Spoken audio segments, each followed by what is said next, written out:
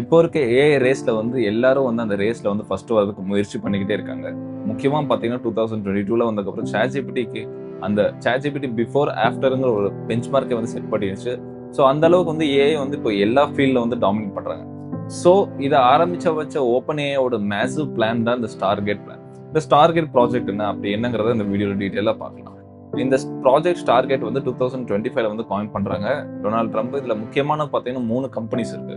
ஒண்ணு பார்த்தீங்கன்னா வந்து இப்போ ஏஐல பெரிய ஒரு இன்னோவேஷன் பண்ணிக்கிட்டு இருக்க ஓப்பன் ஏஐ. அதுக்கப்புறம் செகண்ட்ல பார்த்தீங்கன்னா வந்து ஒரு மிகப்பெரிய வந்து ஒரு ஃபண்டிங் இல்ல ஒரு இன்வெஸ்ட்மென்ட் ஃபர்ம், ஜாப்பனீஸ் ஃபர்ம் ஆன சாஃப்ட் பேங்க். 3வதா பார்த்தீங்கன்னா வந்து world biggest database management system software build பண்ண போற Oracle. ஸோ இந்த 3 கம்பெனிஸ் தான் வந்து முக்கியமான ஒரு பார்ட்னர்ஸா இருக்காங்க. அதோட சவுதி அரேபியாவோட எம்ஜிஎக்ஸ் இருக்காங்க. பிளஸ் சம் மைனர் இன்வெஸ்டர்ஸும் இருக்காங்க. ஸோ இவங்களோட நோக்கம் என்னன்னா, ஒரு ஏஐ டேட்டா சென்டர் உலகத்திலே பெருசா வந்து கிரியேட் பண்றது. அது மட்டும் இல்லாம அது மூலமா ஏஐ ரேஸ வந்து டாமினேட் பண்றது. முக்கியமா பார்த்தீங்கன்னா, இந்த டேட்டா சென்டர்ஸ் வந்து நீங்க கேள்விப்பட்டிருப்பீங்க. ஏன்னா, இத வந்து எப்படி வந்து காயின் பண்ணுவாங்கன்னா, மெகாவாட்ஸ் இல்ல கிகாவாட்ஸ் பவர் பேஸ்ல தான் சொல்லுவாங்க. ஏன்னா, இந்த ஒவ்வொரு டேட்டா சென்டர்ஸ்லயும் பார்த்தீங்கன்னா, தௌசண்ட்ஸ் இல்ல ஹண்ட்ரட்ஸ் ஆஃப் டிபி ஸ்டோரேஜ் இருக்கும். ஹண்ட்ரட்ஸ் ஆஃப் ரேம்ஸ் அந்த மாரி அதோட சைஸ வந்து நம்ம வந்து டிபிஸ்லயோ, ஜிபிஸ்லயோ சொல்றது வந்து ரொம்ப கடினம். அதனால தான் வந்து பவர் மெட்ரிக் யூஸ் பண்ணுவாங்க. எய்தர் மெகாவாட் இல்லன்னா கிகாவாட் தான் யூஸ் பண்ணுவாங்க. ஸோ இது மோஸ்ட்லி மெகாவாட்ஸ் தான் யூஸ் பண்ணுவாங்க. ஏன்னா அந்த ஸ்கேலுக்கு வந்து இத கொண்டு போறது ரொம்ப கஷ்டம். பட் இவங்க எந்த அளவுக்கு பெரிய ஸ்கேல்னா, இது ஆல்மோஸ்ட் $100 பில்லியன் இனிஷியல் இன்வெஸ்ட்மென்ட் ஆகும்.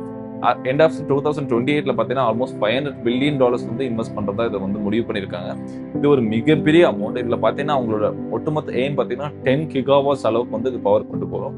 அதுவும் இந்த ஒரு கேம்பஸ்ல மட்டும் பார்த்தீங்கன்னா, ஆல்மோஸ்ட் 2 மில்லியன் NVIDIA சிப்ஸ் வந்து கிராபிக் டிசைன் கொண்டு வர போறாங்க.